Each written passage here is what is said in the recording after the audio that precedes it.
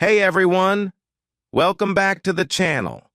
I am so excited to have you here today because what we're going to talk about is game-changing for your English journey. Now I know, grammar doesn't always get the love it deserves. It can sound boring or complicated, but trust me, after today you will never look at grammar the same way again. I promise you, this is going to be fun, interesting, and super practical. So stick with me. Let me start by telling you this. Grammar is the foundation of any language.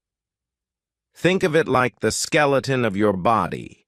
Without it, everything else, your vocabulary, your speaking, even your confidence, won't stand strong. Grammar holds everything together, and in this lesson, I'm going to show you exactly how to improve it in a way that's easy, enjoyable, and, yes, you guessed it, effective. Importance of grammar. Now, some of you might be thinking, I know grammar's important, but is it really that big of a deal? Let me tell you, it absolutely is. Imagine you're having a conversation and you say, "She don't like pizza." What happens?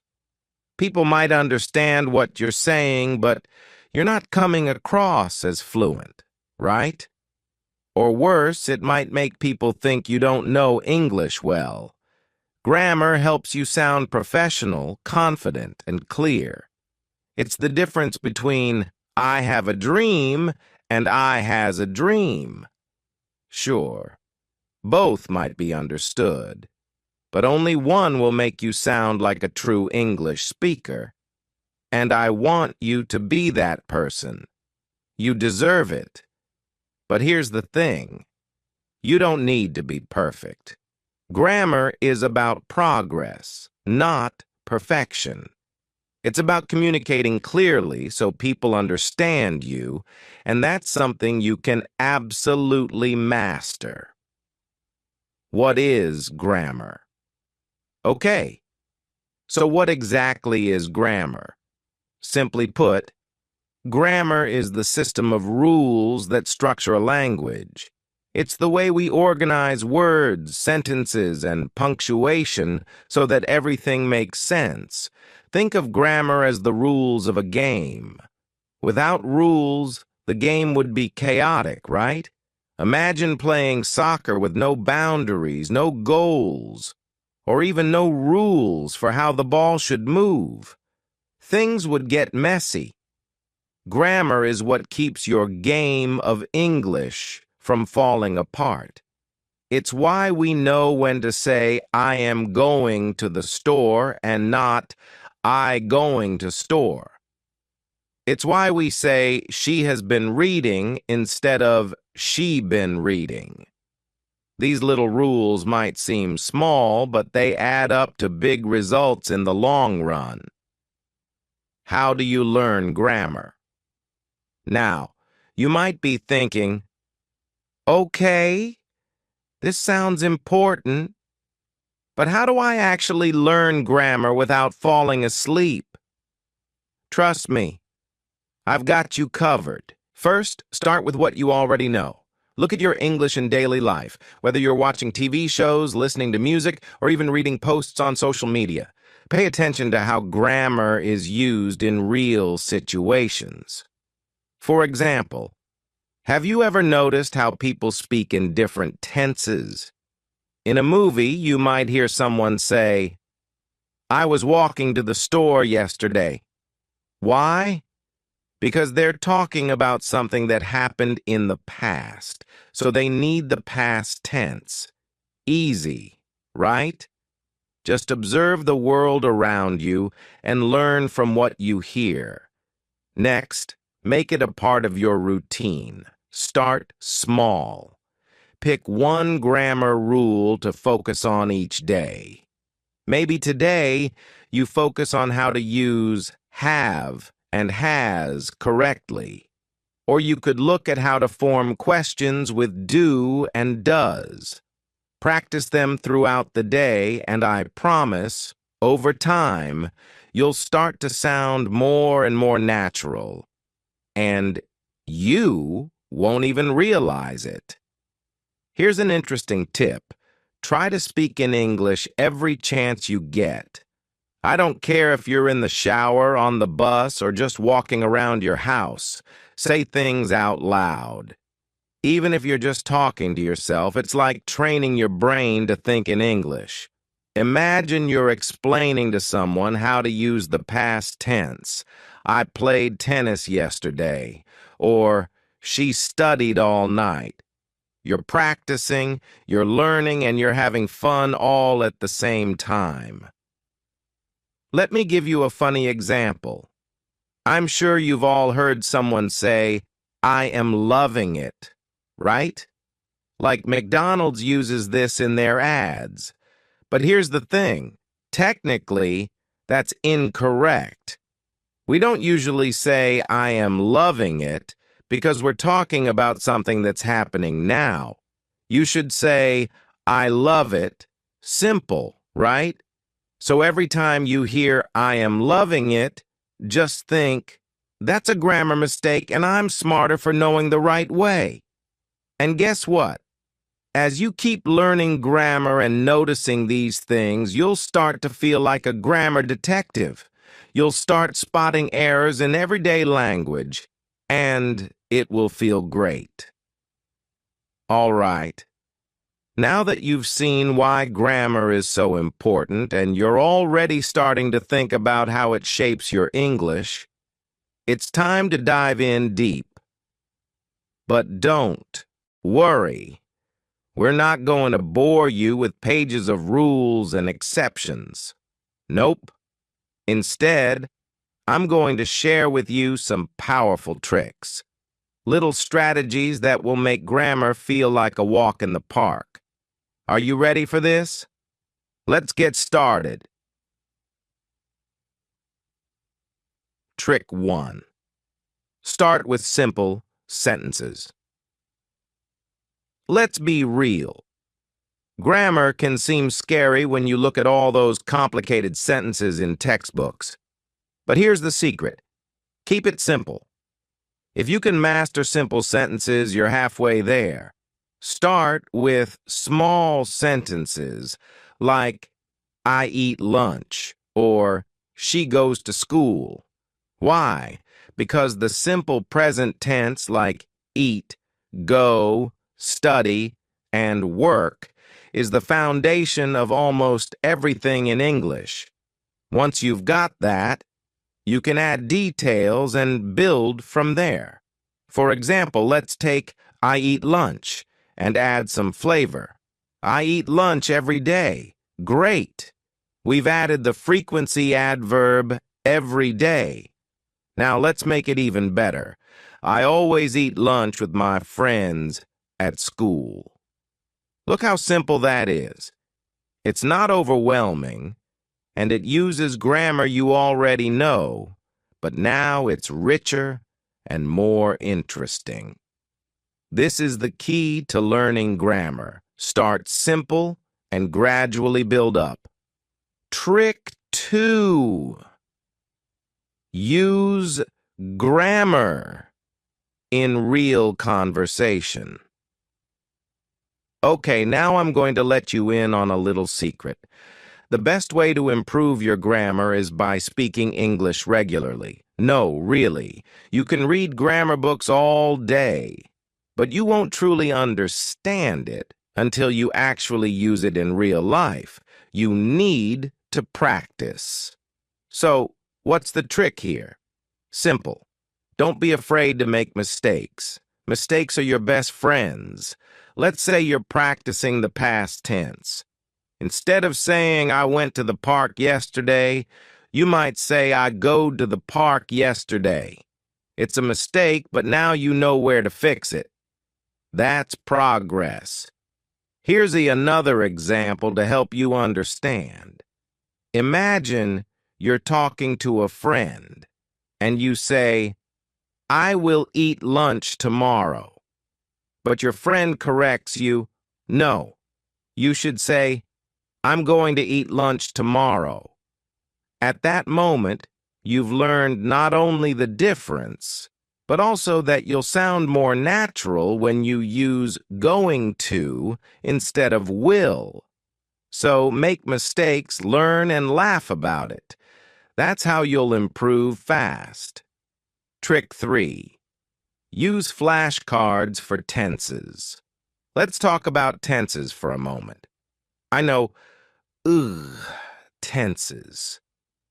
But here's something that will make tenses so much easier. Flashcards. Yes, they work like magic. You know what you do with them, right? You put a verb on one side and its tense on the other. For example, on one side, write eat, and on the other side, write its 3 forms. Eat, ate, eaten. Then, try to make sentences using all 3. I eat lunch every day.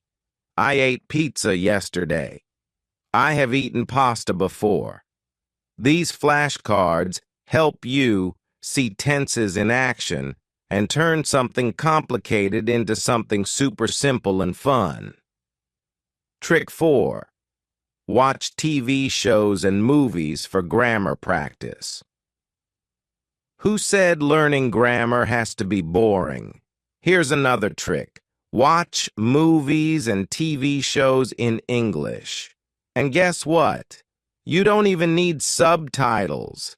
Pick a show you love, whether it's a drama, a comedy, or even reality TV. Watch it, pay attention to how the actors speak, and focus on the grammar.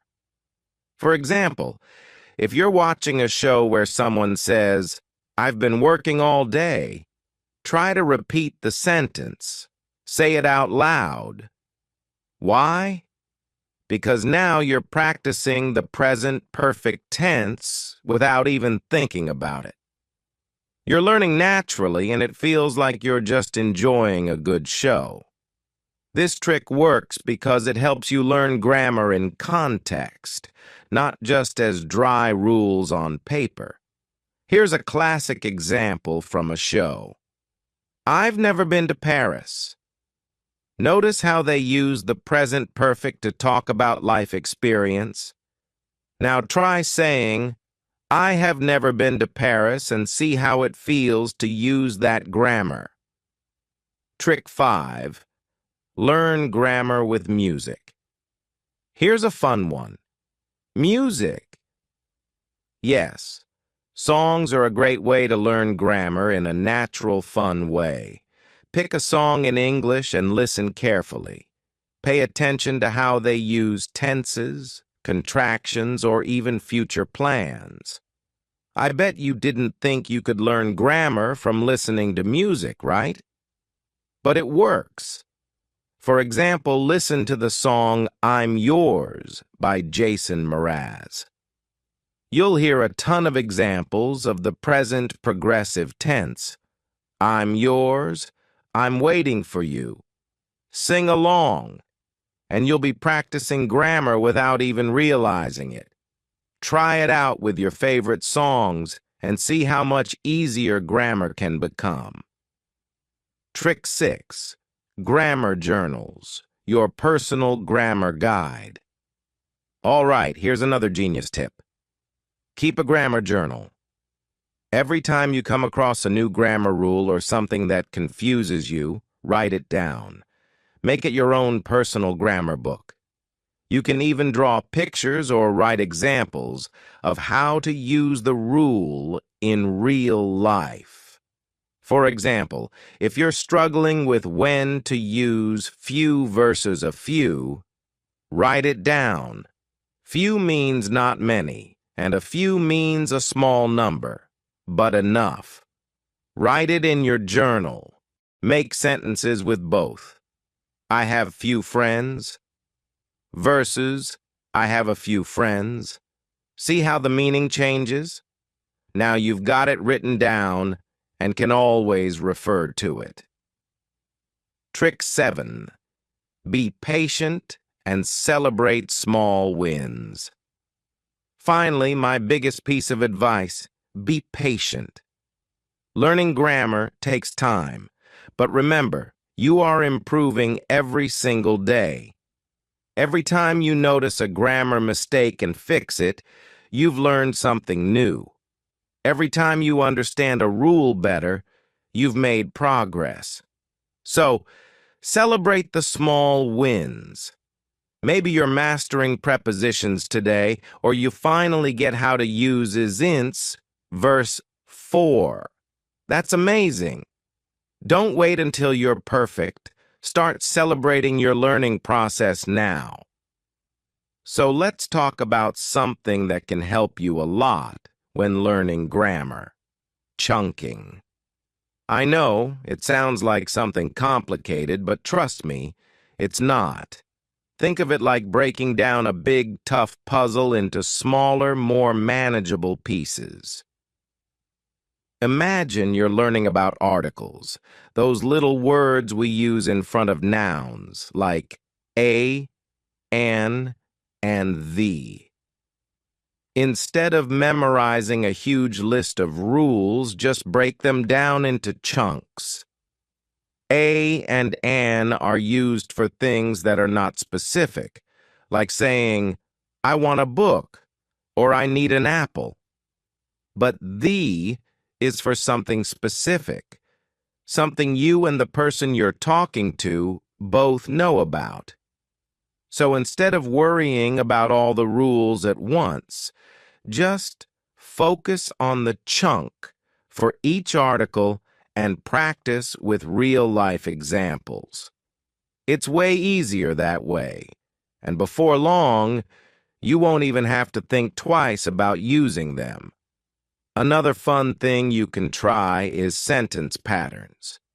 English has some basic building blocks, like a Lego set. And once you know these patterns, you can make all kinds of sentences. For example, let's say you start with something simple like, she reads books. That's a very basic sentence, right? But you can do so much more with it by changing the structure. She reads books quickly. She reads books at night. You can even switch things around like, at night, she reads books. It's like a secret trick to make your sentences more interesting without getting lost in complex grammar rules. Have you ever thought about turning grammar into a game? I know it sounds a bit crazy, but trust me, grammar games are awesome. Let me explain. Imagine you're playing a game where you have to fill in the blanks of sentences. For example, he bought was to the store.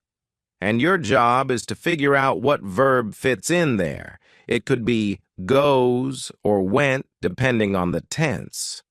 Or how about a bingo game, but with grammar rules? Each square has a grammar concept, and when you use that rule in a sentence, you get to mark it off. It's so much fun, and it keeps you actively learning. It turns studying into something exciting, and you'll be surprised at how quickly you start using the grammar rules naturally. Now, one thing that really helps you internalize grammar is to listen to native speakers and mimic them. It's like learning a dance by watching someone who already knows the moves. When you listen to how native speakers talk, pay attention to their grammar without thinking too hard about it. You'll hear them using the present continuous like, I'm watching TV. Or maybe you'll hear them say, she's been to Paris. These are real-world examples of grammar in action. Try mimicking them, repeating their sentences out loud. This will help you not only with pronunciation, but also with feeling comfortable using grammar without having to think about it too much. Before you know it, you'll be saying the same thing in your own conversations. And if you're someone who loves visual learning, here's a trick that's game-changing. You can create a grammar map. Think of it as a treasure map, but instead of finding gold, you're finding all the grammar rules that connect with each other. You can draw a simple chart with arrows to show how different tenses link up. For example, how the present simple tense connects to the present continuous for describing habits or actions happening now, or how the past simple connects to the past perfect for talking about actions that happened before something else. This map will be your grammar GPS, guiding you to the right grammar point whenever you need it. The best part? It makes everything clearer and more organized in your mind. Another trick is to color code your grammar. I know it sounds a bit playful, but it works wonders. You could take a sentence and color the subject in blue, the verb in green, and the object in yellow. This way, you can see how sentences are built.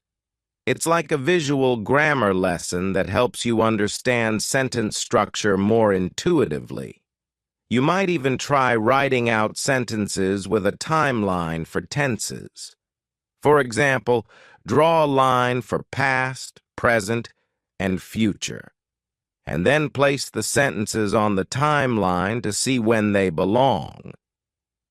Visuals like these will make grammar rules stick in your mind much faster. Speaking of learning fast, another trick is to focus on mastering one rule at a time. I know we all want to learn everything at once, but it's better to slow down and nail one rule before moving on. For instance, if you're learning the present perfect tense, just concentrate on that one until you feel super comfortable using it. Practice with sentences like, I have eaten lunch, or she has visited London. Don't worry about the next tense yet. Master one, and everything else will be so much easier. And here's a trick that works like magic. Read, read, and read. But don't just read for fun. Read with grammar in mind. Read books, articles, or even social media posts, and pay attention to how sentences are formed. Notice how grammar rules pop up naturally in these sentences.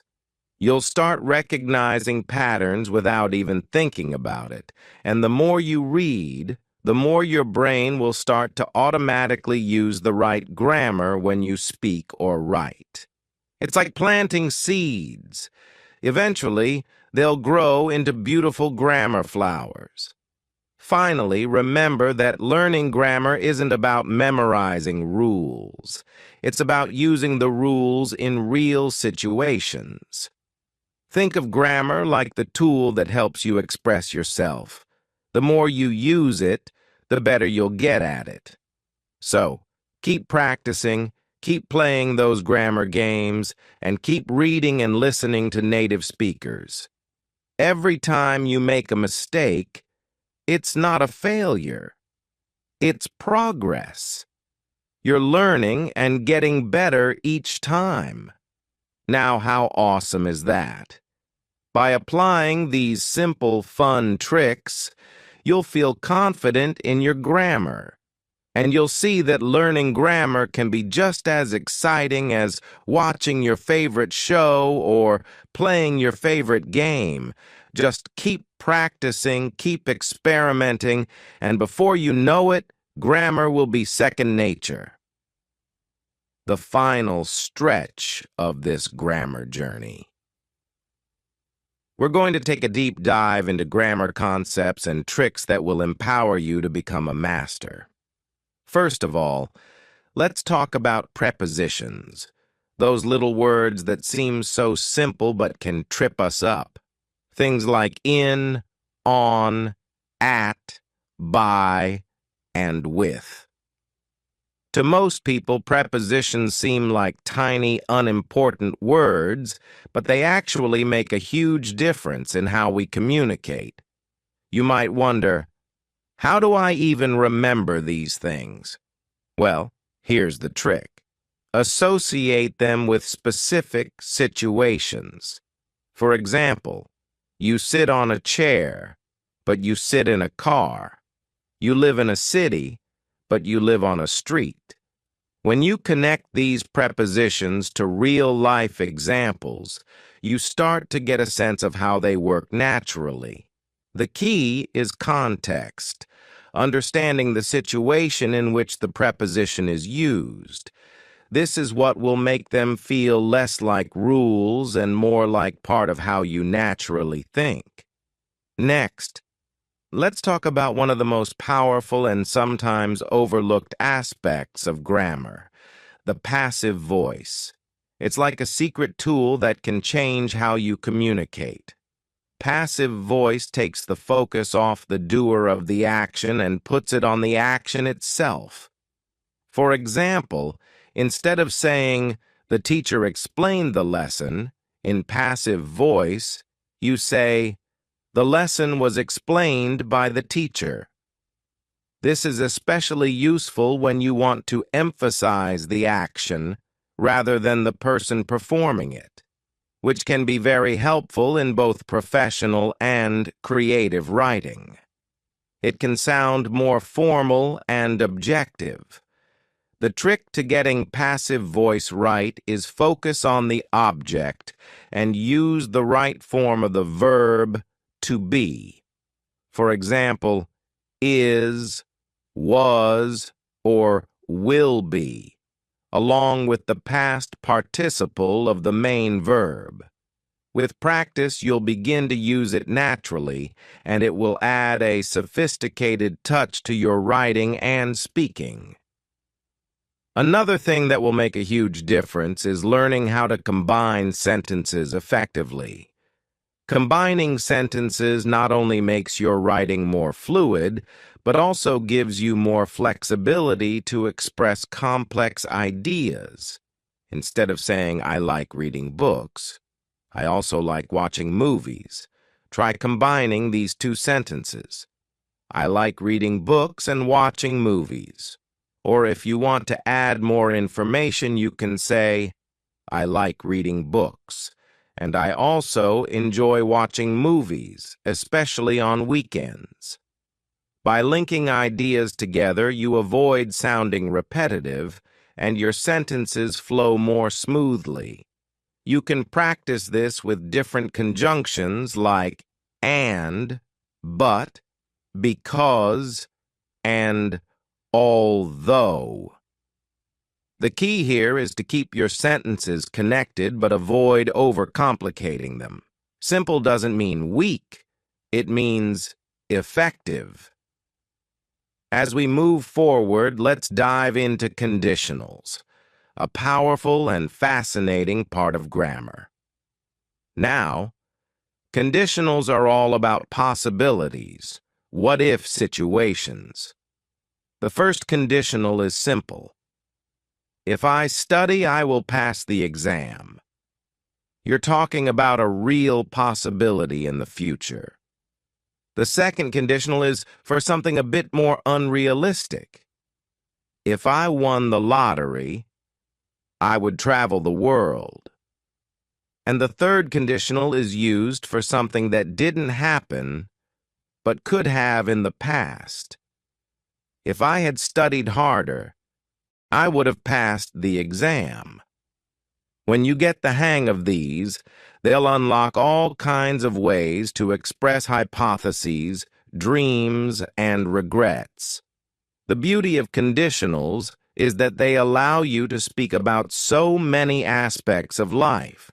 Whether you're imagining a future situation or looking back at a past mistake, conditionals give you the perfect grammar tool to say what you want. We can't forget about reported speech. This is when you talk about what someone else said. Instead of quoting directly, you transform their words into your own. For example, if someone says, "I'm going to the store," you would report it as, "She said she was going to the store." The trick to mastering reported speech is to pay attention to shifting tenses. In reported speech, you often move the verb tense back one step. Present becomes past, past becomes past perfect, and so on. It can sound tricky at first, but with practice, you'll start getting a feel for it. Think of it like telling a story. When you tell someone about something that happened earlier, you need to shift the timeline so it makes sense. If you practice with different sentences, you'll see how easy it becomes to report speech naturally. But now, let's dive deeper into adjective order. You may not realize it, but in English, when you put more than one adjective before a noun, they follow a specific order. It's like a secret code. For example, I saw a beautiful old wooden chair. Notice how beautiful comes first, then old, and finally wooden. The order is important and follows this pattern: opinion plus size plus age plus shape plus color plus proper adjective plus material. It's the magic formula that makes your sentences sound natural and clear. Once you get this order in your head, your descriptions will start to flow much better. Now, let's talk about consistency. And this is where a lot of people slip up. If you start a sentence in one tense, you need to stay in that tense unless you're doing it on purpose. For example, yesterday I was walking in the park and I see my friend sounds odd because you switched tenses. Instead, it should be, yesterday I was walking in the park and I saw my friend. This is all about being consistent in how you express your thoughts, and it's a very important aspect of fluency. The more consistent you are, the more natural your speech and writing will sound. Here's a final tip for grammar success: practice by teaching others. It's one of the best ways to learn anything, especially grammar. Try teaching a friend or even talking about grammar rules to an imaginary student. When you can explain a concept clearly, it means you understand it deeply. And don't just read about grammar, use it. Write short stories, speak to your friends in English, or even keep a journal. The more you use grammar in real-life situations, the stronger your understanding will become. But here's the thing: don't rush. Remember that learning grammar is a journey, not a destination. It's okay to make mistakes. In fact, mistakes are a necessary part of the learning process. Every time you make a mistake, you are learning.